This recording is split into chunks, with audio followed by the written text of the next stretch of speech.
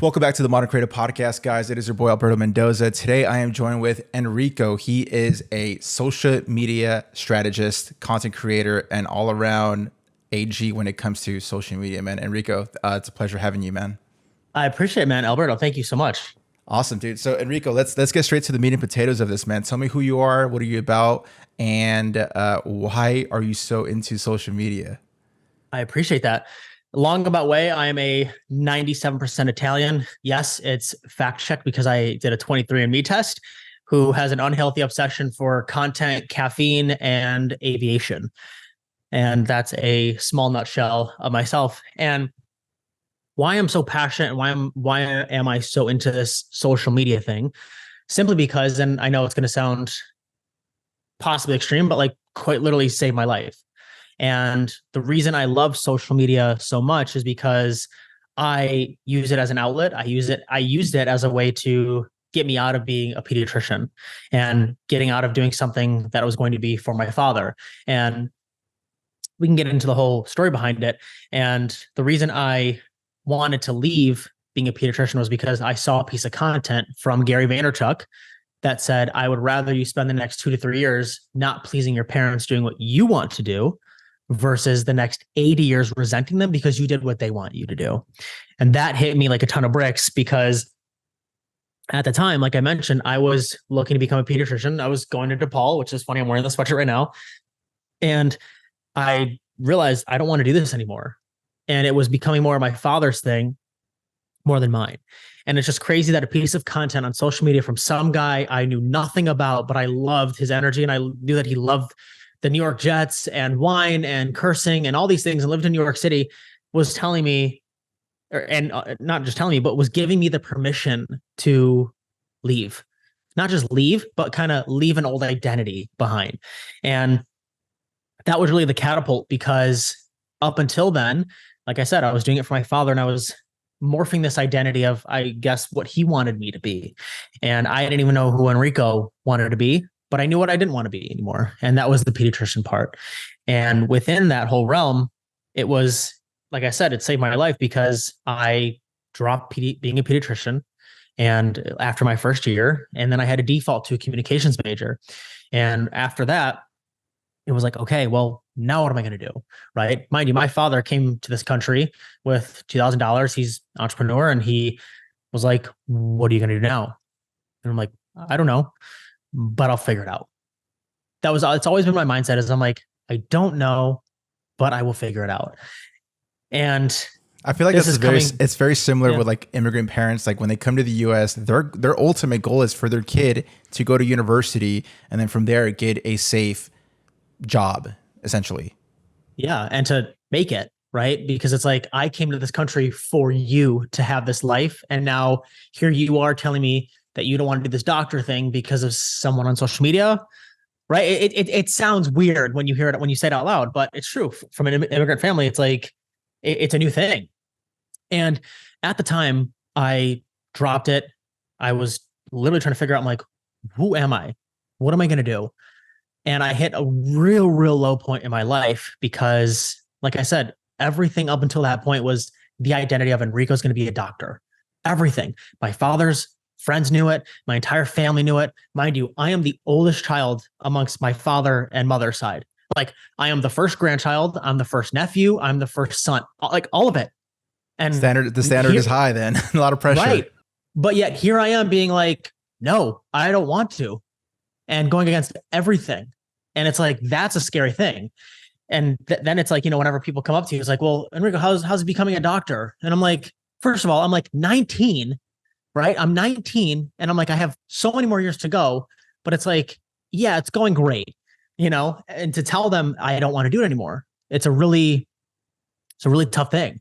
Right. So like I mentioned, during that time, I was just in a really low point in my head and I was just like, I don't know who I am anymore. And I was just like, I feel as if no matter what I do, I won't be able to please my father. I feel like he'll always be upset at me. I feel like he'll always be mad at me and just look at me differently. Not that he's going to like disown me as a son, but he won't look at me the same as, well, you could have been Enrico the doctor. And now here you are like Enrico the disappointment. Right. And that was always the mindset that I had during that time. And a long about way of I attempted suicide at that point because I was like, I don't want to do this anymore. I don't want to even fathom trying to have to live up to an expectation, because I'm like, no matter what I will do, it just won't be enough. Right. And that's why I have this tattoo on my wrist that says Forza, which means strength in Italian. And it was a real low point for me because I'm like, well, you know what? I don't know what I want to do, which is fine, but I definitely know what I don't want. Right. I don't know what the future holds, but I know what my past, that's in the past, for lack of a better term. And it was that moment where I'm like, cool, now what do you do? Right. And fitness for me was a really big thing. Fitness for me was a really big anchor point. I love going to the gym. I would skip class to go to the gym. And not even just that, but filming, making videos. And I would start making videos on Snapchat on my phone, because I'm like, I just want to help people with fitness. I just want to help people with giving them tips and tricks and whatnot. Right. What year is this? So this was around 2017. Okay. Yep. And it's so crazy to say that, because I'm like, man, it feels like just yesterday. And I'm like, we're almost in 2024. I'm like, what the heck? Crazy. So, excuse me, around that time, like I mentioned, I was making Snapchat videos, and I was working at my school's gym, because that was something where I'm like, I loved the environment here and just making some money. And girlfriend at the time was like, why don't you start a YouTube channel? Great idea. I'm going to do that. Right. That weekend, I literally took whatever money I had made from my school's gym. I went and bought a GoPro. And if you look on my YouTube channel, my first ever videos are filmed on a GoPro. I don't want to say that they're terrible, because at the time, that's what I knew how to do. I was watching people like Casey Neistat. I was watching people like Christian Guzman, who's a large pillar in the fitness space, Max Tuning. And I'm like, yeah. And I'm like, I love the way that these people film. And I resonated with them. I started watching Gary Vaynerchuk more. And I'm like, damn, like they did it, right? Like Christian left TCU, Casey left high school, but he had to, because he had a child and he had to, find a way to do it. But I'm like, all these people that I attach myself to, I'm like, they're really similar to me, because they figured out a way, right? And I'm like, that's fucking cool. And for the first time ever, I'm like, I feel like I found somewhere I belong, even though I didn't even know these people, but I'm like, I love this. I'm like, I love this opportunity, this wild, wild west of social media, to be able to connect people that I know nothing about, but yet I know everything about at the same time. And I'm like, that's cool to me. And those are people are giving me the permission and the push to keep going. And I learned the real power of this when I enrolled, if you want to say that, I submitted to become a contestant in the summer shredding competition, Christian Guzman's first ever summer shredding competition. So for lack of a better term, that was his first ever one, the first ever one in his old gym in Houston. And for anyone listening, that was a 3-month competition, to where March to June, you would do a 90-day like diet cut to get in the best shape possible to get like shredded for the summer, right? That's a pretty short period to shred like that. Yeah, it is. And it was intense. It was aggressive, right? And at the end of it, you would go to his gym in Houston to do a big meetup, to meet with everyone else who was just shredded and whatnot, right? And it was cool, because that was the one thing I'm like, I'm going to do this. And I think I dropped like 23, 25 pounds, something like that. It was cool. But I'm like, I really committed to it. And I really like leaned into everything on social, and I was just like loving all the people that I found, and like the community you started building, like all the people that were around Christian. And, I was watching more of Casey and learning how he filmed, and I was doing the same thing myself. Like during that whole period, I literally would leave class to go film a time lapse for my vlog that like 10 people were watching, but I loved it. Right. I'm like, if I were to leave chemistry lab trying to be a doctor because I want to go film a time lapse, my professor would be like, you're a fucking idiot. Right. But I'm like, I'm in some communications major now that I'm like, I don't give a shit about this. I really don't care. I'm like, you're going to teach me something in Adobe Premiere. I'm like, screw you. I've learned so much more from Casey Neistat on YouTube. Right. And I'm like, I don't know. It's just like, I would skip class to go film B-rolls for a vlog, time lapses of Chicago. Cause I'm like, that's what I want to do. And I want to tell a story. And I loved it. It was an outlet for me. And time lapses back then, you had to do it super manual. It's not how it is like right now. Like you could put an iPhone for 10, 15 minutes and you have a time lapse. No, you had to like be there for hours. Yeah. You had to like sit there. Right. And it was cool because I'm like, I loved it. Long about way. At the end of the 90 days, I flew down to Houston and I met Christian and I met the whole like Alpha League crew, all the fitness people that I had followed. And I met someone specifically by the name of a man named Zach Rushlow, who on Instagram and TikTok and YouTube is the flexible dieting lifestyle.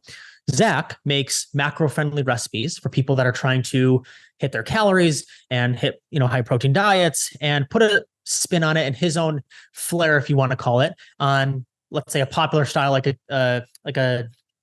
Taco Bell, what are those, like those tostada, whatever you want to call it. Like he does stuff like that. Crunchwrap Supreme, like he puts his own on it, but it's high protein, low calorie, right? So I met him there because again, by proxy of just being on social media and everything. And I'm like, hey man, I'm a big fan, yada, yada. We connected and he's like, hey man, shoot me a DM. I'll send you like a free cookbook of mine. I'm like, cool. Awesome. And I'm like, this is super cool. I'm like, I literally met someone in person. I met Christian for the first time. Like, this is so wild to me, right? All of it was still so wild to me. And I flew back home, went back to Chicago, and a week or two after I had to get hip surgery because I tore my hip labral while I was squatting. And I had done this a year prior. And the reason I held off so long was because I'm like, oh, I'll just do therapy. It'll get better. But it just got to a point where even walking for like 5 minutes was just killing me. And so I had to get that done. And there's a reason why that's important. So I get the surgery done. 2 weeks after surgery, Zach, who I had just met in Houston, put on his Instagram story. He's like, I'm looking for a videographer to fly with me to Los Angeles for 5 days to film some content, edit, and hang out. I'm in no place to be traveling. I should not even be entertaining this. I should not even be on a plane. I'm not even allowed to be in a car for longer than 5 minutes. I responded. I'm like, hey man, I'd love the opportunity. Let me know. Mind you, this is also Enrico, who was filming on a GoPro, who had just gotten a brand new Canon T5i. I'm like, I'm not a videographer, but I'm like, fuck it. I'm like, why not? And he responded. He's like, hey man, why should I choose you? There's 2 other people ahead of you that have far more experience. Why should I choose you? I'm like, well, that's fair. I understand that. I said, I'll work harder than both of them combined. And he's like, okay, can you find a flight to LA in 2 days? I'm like, yep. So that day, booked a ticket, and I flew to LA with 2 crutches and a brace on my hip, like 2 weeks post surgery. And I'm assuming he doesn't know about this, right? No, he doesn't know about it either. Because I'm like, you know why? Because I didn't want that to be a limiting factor. I didn't want to tell him that because I'm like, you know what? If I literally told my parents, I said, if I re-tear my hip, I'm fine.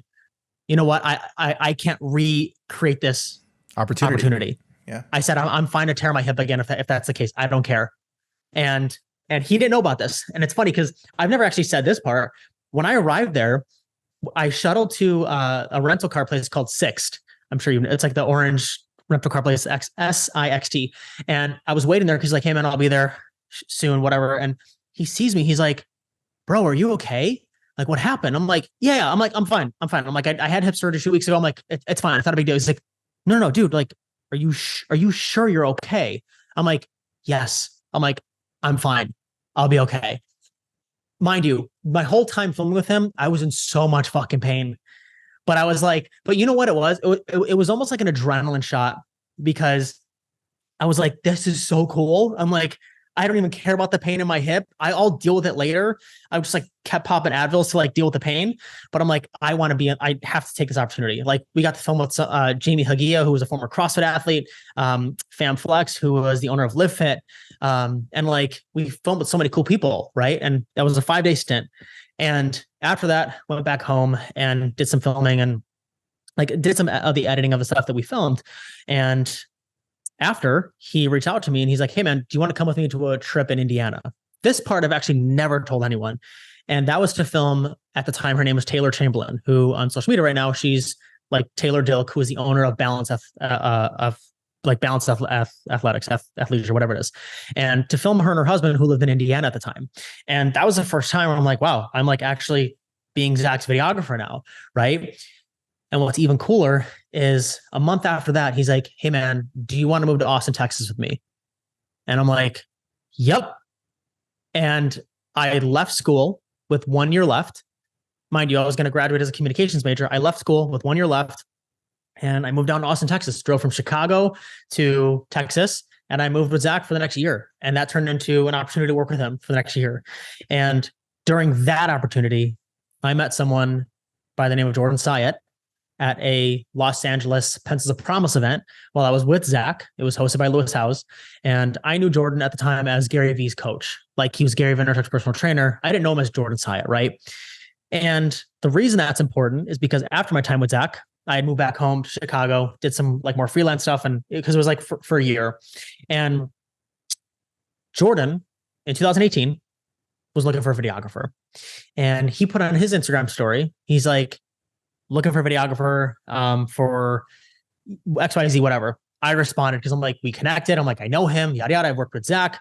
I'm like, I have an in a little bit, right? And he's like, hey, bro, there's someone ahead of you. If it doesn't work out in the next 90 days, I'll call you. I'm like, okay, fair. And this was September. Didn't work out at all because I'm on the Stairmaster at my gym, Lifetime Fitness in Schaumburg, Illinois. And I see on my phone, it says Jordan Syatt. And I'm like, what the fuck is he calling me for? I'm like, what is he calling me for? I'm like, I'm out of breath. And it's like November, December right now. I'm like out of breath. I'm like gassed. I'm like, hey man, I'm like, what's up? He's like, what are you doing? You doing cardio right now? I'm like, yeah, whatever. Like, I'm good. You know, he's like, do you want to like call me back? I'm like, no. I'm like, what's going on? And he's like, you want to move to New York City? I'm like, yup. He's like, he's like, dude, you could think about it. Like, you don't have to say yes right now. I'm like, no. Let's do it. I'm like, let's do it. Like, don't ask again. I'm done. Let's do it. He's like, okay. So 2 weeks literally after that, I flew to New York City for the first time in my life and hung out with him for a weekend just to kind of get to know each other. 2 weeks after that quick little hangout, I moved entire life with 2 suitcases and flew there to a Chinatown apartment that I moved into, which was sketchy, with 6 other roommates, and worked for Jordan for the next 2 years. And what's really cool, man, and why I love social media so much is the moment I met Gary Vaynerchuk at his apartment, at his home in his gym, I'm like, this is fucking cool. I literally looked at him and I'm like, I wouldn't be here if it wasn't for you. I'm like, I wouldn't be here filming you for a workout in your apartment if it wasn't for you. And I don't think he would understand. I mean, I'm sure he would understand the magnitude of it, but I'm just like, I didn't even look at him in awe because I'm like, I know you so well, but I'm just like, I don't even know if thank you were the right words, because he came out and when I saw him for the first time, he's like, sup, bro? I'm like, oh, Sounds like him. okay. Right. And he like daps you up all cool. And I'm like, yeah, we're like that. Okay, cool. You know, but it was just like, wow, this social media shit's cool. You know, and obviously after my time working with Jordan, I moved on to doing my own thing now, right? Where I help people with social and strategy and essentially like helping build up more Jordans, right? And it's just, I don't even know. I feel like just the way I told that, I've never like told it in that regard. It's just a really cool full circle moment. Social media is so powerful. One thing you said that really stuck with me is social media isn't toxic. You are. Tell me a little bit about that. Yeah, absolutely. Because so many people, they're on social media and they're like, it's so toxic, right? All the people are like, like social media is just so like Instagram's so toxic and YouTube is so toxic. And I'm like, listen, Becky, you're toxic. It's not the platform that's toxic. You know what it is? It's the behavior you bring to it. Anything is toxic. So as long as your behavior is, right? Because there's so many people that are like, oh, the fitness industry is so toxic. Oh, diet culture is so toxic. You're fucking toxic. And I say that with conviction because if your attitude is the same to everything and you approach it the exact same way, of course it's always going to be toxic because it's how you view it. It's because that's how your brain works. And unfortunately, if you don't rewire it, you're going to see everything as toxic. Everything. And that's not just targeted to Becky. This is like targeted to, I don't know, Mike, whoever want to target it to. But like anyone that's like, oh, social is just so toxic. It's not. You find what you're looking for. And oh, by the way, these platforms, these algorithms, they're smart. meaning they know what you're interested in. And if you're like, well, I don't actually like the content or I engage with it. Yeah, but you watch it. Or if you consume it even a little bit, it still tracks it. And even if you think it's toxic, you're still consuming it, right? You think so-and-so is toxic on social media. Why do you follow them? Right? Well, then it's like, hang on. Well, hang on. One of my favorite arguments, man, I actually put this up the other day. I'm like, it's so interesting because people are just so quick to like, oh, just block that person, unfollow them. And I'm like, what about you? I'm like, why is it okay to just block people and unfollow them? Oh, they're just so bad and so toxic. I'm like, I bet if it was just one conversation you had with them, there'd be no issue at all. And oh, by the way, I bet if you stop comparing yourself because you're so fucking unhappy and insecure with your own life, you wouldn't look at them as toxic or as a bad person. And you look at yourself of like, man, I wouldn't even follow me. Right? So stop looking at everyone else as like toxic and start looking at your own behavior and how you use social media. Because, oh, by the way, social media is a tool. You can either let it use you or you can use it. Facts. No, I totally agree because I'm on the same boat as you where I love social media. Could it be a slippery slope? Sure, it can be, but just like anything else, drugs, alcohol, or freaking just partying, whatever. As long as you keep it in moderation, I am. If you see like my explore feed, it's literally camera gear stuff, filmmaking stuff, BTS stuff, soccer, and health stuff. Like that's all I see, and that's because I programmed it to just see that kind of content. And if there's something that I'm not interested, 3 dots, show me less of this. You're good. It's like it's you could literally arrange how you want to consume your social media. Yeah, I agree. I think our explore feeds are the same. I'm definitely with you on the soccer stuff, camera stuff. Yep, that's there too. I feel like we could have a whole nother podcast on soccer alone. You're a Real Madrid fan, right? I'm a Real Madrid fan. Yes, I'm also a Man City fan. Should have worn my Man City sweatshirt, but Oh man. yes, I am. I am a Real Madrid fan. It's cool. I actually saw that. This is a weird thing. I saw Real Madrid play Barcelona in Dallas at Cowboy Stadium, I saw that. and that was the first time I saw a soccer match in a football stadium. And the home team that plays in that football stadium, I haven't even seen them play. Like I haven't even seen the Cowboys play. The next step is to go to Europe and actually watch these matches because I had the opportunity to watch last season's Champions League game, Man City versus Real Madrid at the Bernabeu, and it was orgasmic, man. Yes, I think I just felt the same thing too. I'm like, I want to know that experience. That Kevin De Bruyne goal was insane. That Vinny Jr. goal was insane. The crowd there, the atmosphere is just a different level. I always say, I know we're going off topic right now, but like I always say, no U.S. sports could touch like a soccer European atmosphere. The closest to it is probably a college football game, but in the South, like an Alabama or an LSU kind of thing. That's the closest that it could reach as far as like atmosphere goes. Because it's part of the culture. Yeah. Yeah. But anyways, Agreed. I don't want to get too far. When did you have the switch where you're like, hey, maybe I could start teaching social media tips to everyone? That is a phenomenal question because, like most people, I had imposter syndrome, if you want to call it, but I was just really scared to even just do that, right? And this was after my time working with Jordan, where, oh, by the way, for 2 years, I was losing people. Like I was losing audience. All at the same time while teaching people how to grow an audience, I'm losing audience. And I'm like, who am I to teach this? Because at the same time, right? Because I'm like, hang on, I've done this for large people, but if I can't do it for myself, people aren't going to take me seriously, right? And mind you, this was for 2 years. And it wasn't until last year that I started really escalating on social everywhere. And it was through those times where I'm like, well, I have 2 alternatives: quit or post through it, right? I'm like, I know what I want to talk about, but maybe I need to work on the packaging of it. Maybe I need to figure that out better. And I did.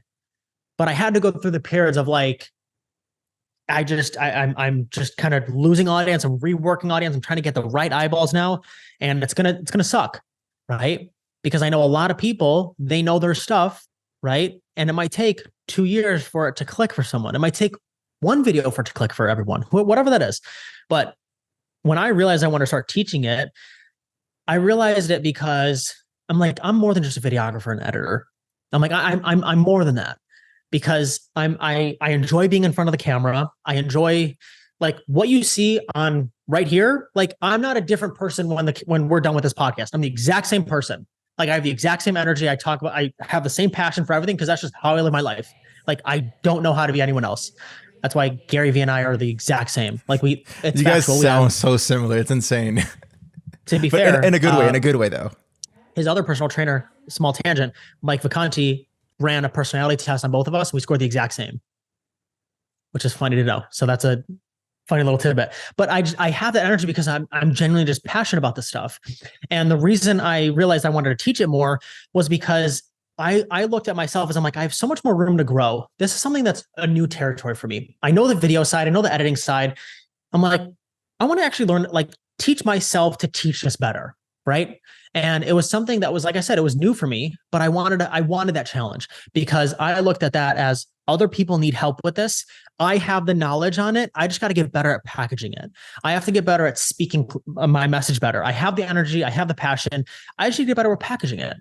Right. And that was a big click for me. And long about way of saying too, I realized, like I said, I was more than just someone who's behind the camera. I'm like, I need to be in front of the camera. I need to be a pillar for people because this whole social media game for so many people, I see so many people quitting and I see so many people just like, like it's just not working. And I'm like, no, it does work. And like, I just have that internal fortitude of like, I want you to just go all in with it and just see that like you're one video away.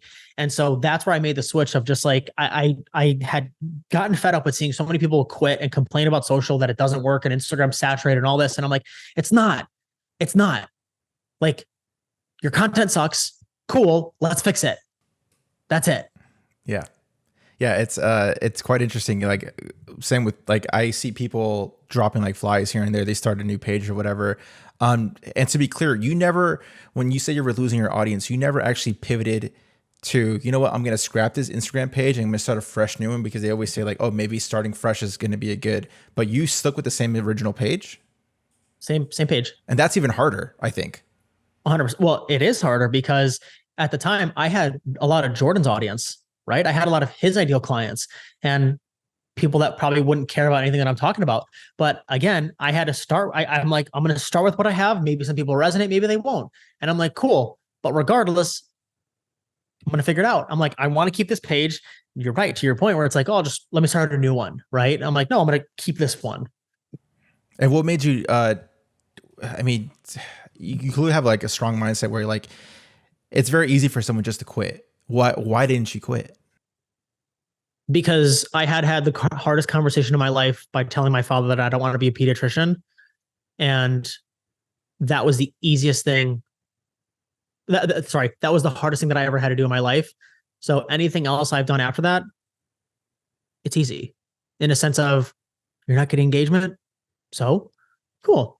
Like, that's fine. And again, there's literally only two alternatives in life. Keep going or quit. That's it. That's all I look at life. And that's all I look at most people. They're like, well, I've been on social media for like 3 years and nothing's clicking. And do you like, no, literally, man, like I get you. I ask people, I'm like, what's the alternative? Do you want to just quit or keep going? And I say this to them. I'm like, if in 40 years from now, you can look your children in the eyes and say that mommy and daddy didn't give up and you're proud of that, great. Or if you look them in the eyes and say, you know what, like, yeah, mommy and daddy quit because it just wasn't working. Like, it's never okay to quit. It's just not. I don't know. It just, and this is something that like Casey Neistat, who was a huge inspiration of mine too. Like, he just doesn't feel like you should quit. Like, it's never the right time to quit on anything. It's not. Like, I only look at life as having a plan A, because if you have a plan B for anything, you're going to subconsciously hold yourself back. You know why? Because it's a false safe. It's like, oh, well, I could just go back to that. And you're really not going to go full throttle in plan A. And you're going to regret it in 70 years from now because you're like, I wish I should have gone harder, but it's going to be too late. And so that's how I look at life, is keep going or quit. That's facts. One thing that made me stick out, like when I discovered you probably like the top of the year, one thing I loved about your content was that not only just like the meat and potatoes you're giving out to your audience, but also like the I don't give a f mentality. I really like people like that. I appreciate it. And that's my whole motto behind it of like, be a fucking shark. That's it. Because I love sharks so much because in October of 2019, Tyler Babin is his name, who was Gary Vaynerchuk's videographer at the time, along with like D-Rock. He made a post on Instagram on Monday that like, it's Monday, like sharks are getting after it and they don't care what day it is. They're just being a shark. And I'm like, I like that. I'm like, yeah, be a fucking shark. And what's funny is when I went and did more research, I'm like, sharks can't physically swim backwards or they die. I'm like, what a metaphor for life. I didn't know like, that. they can't, which is why if they have to go the other, if they have to go backwards, it's still in a forward motion though. Right. And I'm like, I love this. But when you think about a shark, right, I'm like, that is a predator who has plan A all the time. Meaning if it's hungry for something, it's going to figure it out. Right. It's like, I need to eat. Cool. I need to figure it out. And I'm like, that's how I approach everything in life with people is I'm like, you have to be a fucking shark in life, whether it's on social, whether it's in being a parent, whether it's being a business owner, whatever it is, you have to be. You have to be. Why? Because everyone else in society and population, they're all like, and I say this, they're all like the fish that are at the base of the ocean. When you first walk in, you don't even look at them. You pay no mind to them because they're just all floating around the same. But when you see a shark fin in the water, it gets your attention. That's how you need to approach life. You need to be a fucking shark in life that people can't help but pay attention to you. That's a bar, man. Spitting bars right here, baby. All right, let's do some quick hits right now. Social media hits right now. Is organic growth dead? No, not at all. Not at all. I've only done organic. The only reason I've grown is because organic. I've not run a single ad.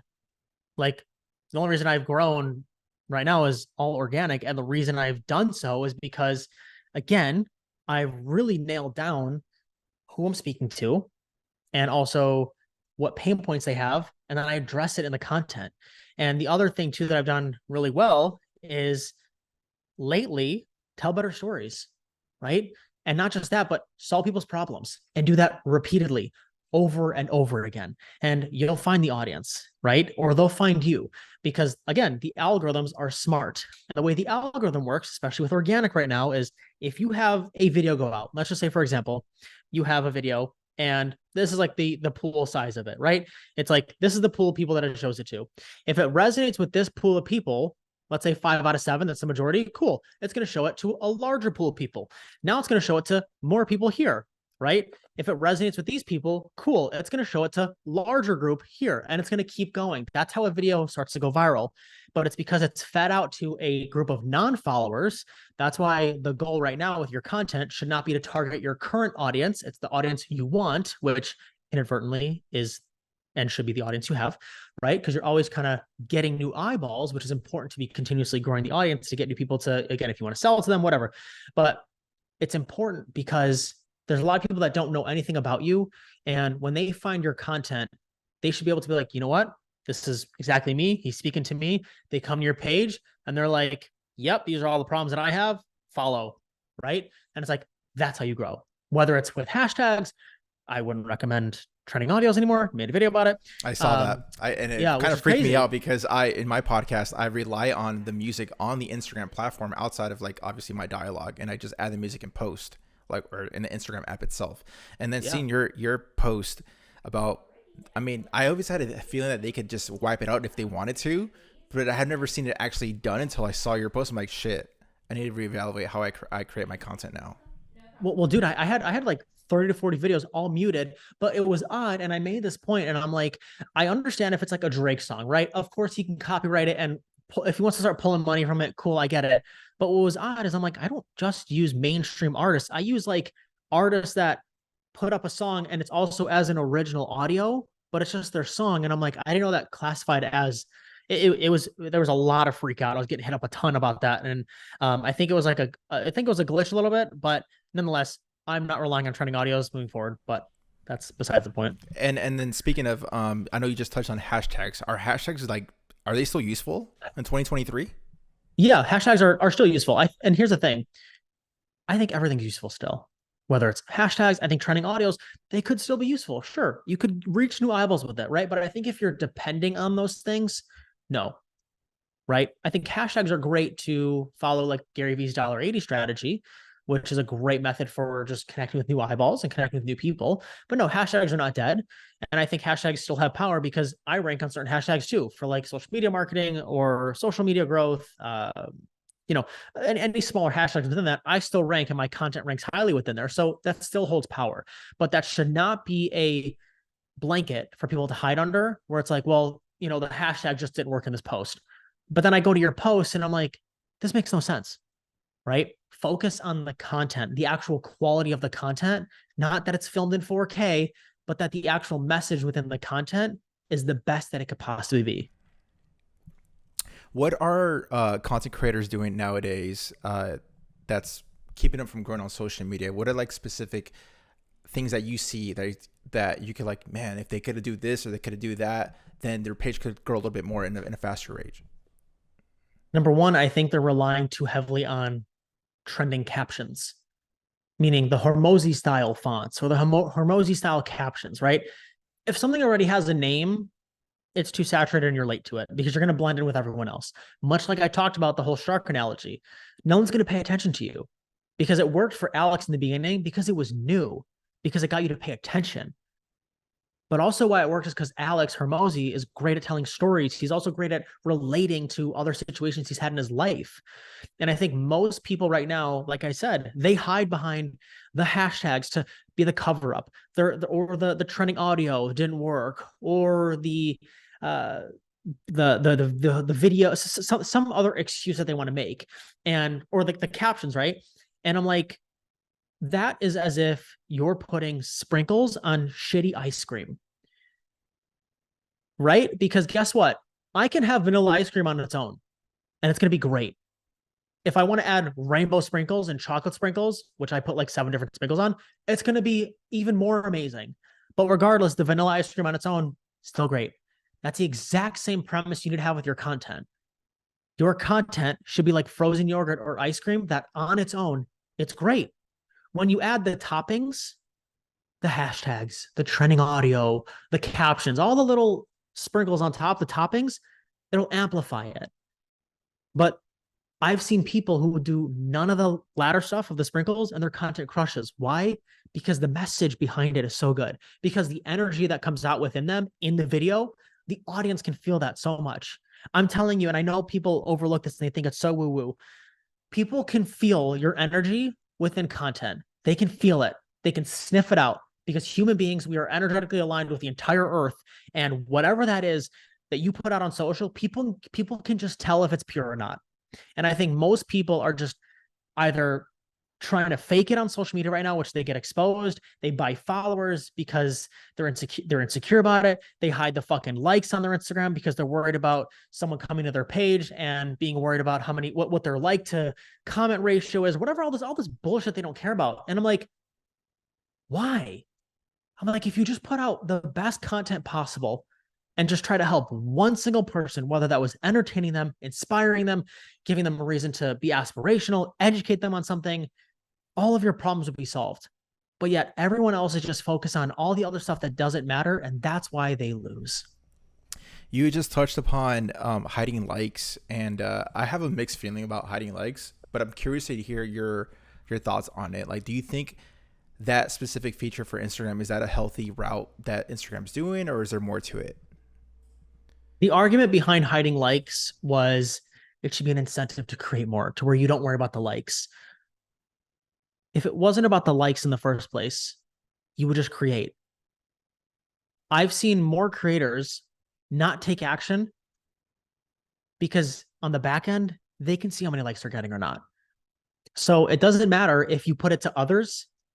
So you can front facingly look at it as if like, I don't care how many people like my stuff, but on the back end, you see how many likes you get. And that's going to determine whether you take action or not. So it was never about the likes being front facing for other people to see, because you're always going to see it no matter what. And if it really wasn't an argument about, well, likes don't matter, so it's okay to hide it as a way to amplify creating more, Like I have the argument of like Mr. Beast didn't give a shit about subscribers for 7 years. It took him 7 years to get 1,000 subscribers. 7. There's this kid called Marquez Brownlee, MKBHD, on YouTube. He uploaded 100 videos and only had 75 subscribers. What I'm getting at is they don't attach themselves to the numbers. That's why they're so successful. Everyone else attaches themselves to a follower count or a like amount. I'm probably going to cross 100K followers on Instagram this weekend. Like, Big congrats, that's by going the to be way. so fucking cool. But you know what, man? I don't care. You know why? Because I'm going to be the exact same Enrico when I'm at 1 million. The exact same. Because it was never about 100K. Because everyone else looks at it as like, I want to hit, like, I hit 100K on TikTok like a while ago. Cool. But I'm like, still going to show up as me. Right? I can't wait to the day I get a YouTube plaque for the 100K, whenever that comes. But I'm like, I'm still going to show up as me. You know why? Because it was never about the result. It's never about the result. And so many people worry about the result. They worry about, oh, this post got 1,000 likes, so it was a good post. Well, then what happens if the next one gets 50? Then what? And that's the issue that I have with hiding the likes. Yeah, I mean, even doing a little deep dive on your social media prior to this call, like you have YouTube videos from like 7 years ago with like barely cracking 100 views, not even necessarily likes, like views, and the fact that you still stuck with it in 2023, that I mean, clearly shows that you mean what you say. Yeah, well, dude, because you know why, man? And I hope this really, really connects with someone. I really hope it does. Kobe Bryant, rest in peace. He took over 30,000 shots in his career. Not all of them went in, but think about it. Think about how many shots he took in practice that didn't go in. Think about how many shots he took for the Olympic USA team. Think about all the times he put up shots that didn't go in, but he still stepped up to the line to take a shot. Derek Jeter stepped up to the base every single time. He had over 12,000 at-bats. You want to know how many times he made contact with the ball? 30% of the time. Now imagine if you showed up to social media and you're like, 30% of the time it's going to be a hit. And oh, by the way, like a single is what I'm considering a hit, not even a home run, but like a hit. But what most people do is it needs to be 100% of the time. Every time I show up, it needs to be a viral video or this doesn't work. It's unrealistic. It is unrealistic. And you know what? Derek Jeter still made the Hall of Fame. Would you consider his career a failure if he only hit 30% of the time? No. So stop doing that with your content. And guess what? Derek Jeter, like I said, he stepped up 12,000 times to the plate. Every single time you make a post, you are stepping up to the plate. It is unreasonable for you to look at your content and be like, this is going to be a home run every single time. Because guess what? It probably isn't going to be a home run. And that's okay. You could take that as feedback as, okay, you know what? What could I have done better this next time? And as long as you're getting 1% better in each video, how can I make that better? 100 videos from now, you'll be 100% better than where you were 100 videos ago. Right? And it's just like, most people just get so fixated on, well, this post didn't do well. Why bother? You just took an at bat. That's it. The only way you will lose this social media game, the only way you will lose is the day you stop fucking stepping up to the plate. And if you stop stepping up to the plate, I want you to remember that is selfish of you because you're letting your team down. You're letting the people that need your fucking help, and you're letting your family and your future children down. Just keep stepping up to the plate. I love it. As we're wrapping up, man, I know you're dropping a lot of bars, a lot of tips. I appreciate it. But if you could think about 2023, just like quick 5 social media tips that you could think of for 2023. Number 1, get it on long form channel. So if you don't have a podcast or YouTube, you have a podcast, great. Podcasting, YouTube, massive. Why? Because it's more time with people. Time is going to be the asset for you to garner trust and more attention. Number 2, I would say, is get really good at writing. And what I mean by writing is Twitter, Threads, LinkedIn, right? Written content. The main reason is because if you can write something in X amount of characters or less, you will be able to communicate that on video a lot more clearly. And going to my next point, Short form video, Reels, TikTok, like that's important in today's age because every other channel has that. Like YouTube, that was a long form platform for 18 years, has shorts now. So clearly it's an asset that is huge. So if you can communicate a message in a long form video, strip that for short form, strip that for written content, you're golden. Number 4, stop looking at the algorithm and start looking at the audience. I've spoken about this multiple times.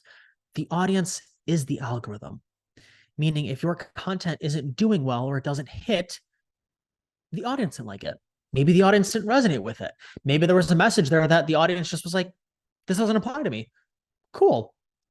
Well, can we make a better piece of content to target the audience or to target the audience that you do want? And this also comes out with understanding of who am I actually trying to talk to? There's so many people, man. And this is for anyone listening, like 99% of your problems will be solved. And I'm not saying they would be, I'm saying they will be solved with what content to make and how to show up on social media when you know who you're talking to, when you know what they do from the time they wake up to the time they go to bed, all the things they say to themselves, all the things that they're doing, all the things that they're not doing, all of that. That will solve 99% of your problems. So get hyper clear on that. And number 5, I'm going to say it, just be a fucking shark on social, in life, whatever that is. Ruthlessly and consistently show up and relentlessly. If you really want to make this social thing work, you really want to make Instagram, YouTube, TikTok, all of it works. You don't work. If you really want to make it work, you have to put in equal, if not more effort than what it actually is required. Meaning, start by having one more conversation with someone, reach out to them, start by posting one more video today, start by understanding one better problem you can solve. All these little things, but just start with one more and it compounds. I vividly remember when I first saw your post, it was literally on my Explore feed. And I saw a post that resonated with me. And it was a text post as well. And I put it in my story. And I didn't at this moment I didn't know that that feature was a thing where you could actually see when people repost on their own stories. Yeah. And you went out of your way to DM me and say, "Hey, dude, appreciate for reposting me." And I'm like, "Holy shit!" Like this guy gave a fuck this much to like go out of his way and send me a DM. And then I saw your page and I'm like, worth the follow. Worth the follow. That little extra step that you did is what kind of hooked me even more. I appreciate that. And dude, that goes so overlooked. I'm just like, that for me is just connecting with other human beings. Like it's social media. Be social. Like if someone were to share like a referral for like to you in real life and business and like it wasn't via social, you'd be like, oh, thank you so much. Like, or they'd share your artwork with like, I don't know, you'd thank them. And it's like the exact same thing. Just thank them. Have a conversation. There's another human being with it. And if you just treat everyone like a human being and not like a follower amount or a dollar amount, that'll take you further than anywhere else. Ever since that, man, I've been applying that little strategy to like my own podcast. And like if someone reshares it, I always go out of my way, at least give it a heart, give it a nice little feedback response. That's what I'm saying is like make them feel like the most special person in the world deliberately. I love that, man. Enrico, dude, it's been a pleasure having you on the podcast, man. For any of you guys that want to connect with Enrico, his link will be in the description, his Instagram and his YouTube channel as well. I highly recommend you give it a follow if you want to learn about the social media game, because this guy has bars about how to make it work, man. Enrico, dude, thank you so much, man. Appreciate it. Thank you, bro. I appreciate it.